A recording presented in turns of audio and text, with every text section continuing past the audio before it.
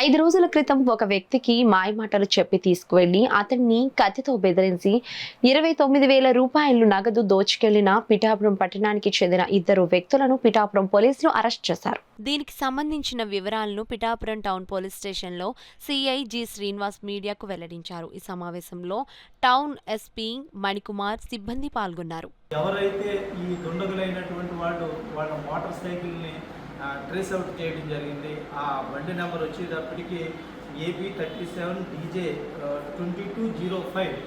అలాగే ఈ వ్యక్తులు కూడా మనం అందరికీ చూపించడం, వీడియోగ్రఫీ ద్వారా అందరికీ చెప్పిన తర్వాత ఈ వ్యక్తులందరినీ కూడా గుర్తుపట్టడం అనేటువంటి జరిగింది. వీళ్ళందరూ కూడా పిఠాపురం వాస్తవ్యులే. ఒకళ్ళ పేరు వచ్చి ఆనంద భూపతి శ్రీనివాసు అలియాస్ శ్రీనివాసు, ఈ కొత్తపేట పిఠాపురం టౌన్లో ఉంటూ ఉంటాడు. అలాగే రెండవ ముద్దాయి వచ్చేదానికి బర్ల నరేష్, వీడు కూడా 27 సంవత్సరాలు. ఈయన కూడా పిఠాపురం టౌన్లో ఉన్నటువంటి వ్యక్తి.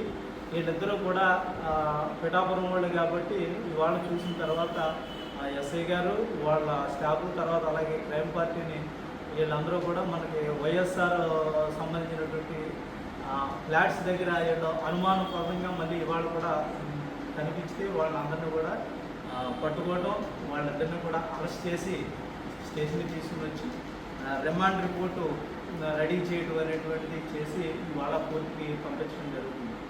వీళ్ళందరూ కూడా జలసాలకు అలవాటు పడి ఏదైతే మద్యం సేవించడం, ఇలాగా దొరికినటువంటి వాళ్ళ దగ్గర డబ్బు తీసుకోవాలనే ఉద్దేశంతో వీళ్ళ చేసినట్టుగా కనిపిస్తుంది. వీళ్ళ దగ్గర కూడా 2 నైఫ్లు కూడా సీజ్ చేయడం జరిగిందన్నమాట. అంటే ఈ డబ్బు తీసుకునే ముందు కత్తి చూపించి ఆ డబ్బు ఇచ్చేసేటట్టుగా చేస్తూ ఉంటారు వీళ్ళ అఫెన్స్ని. ఇలాగా ఈ టౌన్లో కనుక ఇలాగే ఏమన్నా జరుగుతుంటే కనుక ఈ బీటీ సిస్టమ్, తర్వాత నైట్ పెట్రోలింగ్ సిస్టమ్, అలాగే సర్కిల్లో ఉన్నటువంటి నైట్ ఎస్ఐ కూడా తిరగడం అనేటువంటి జరుగుతుంది.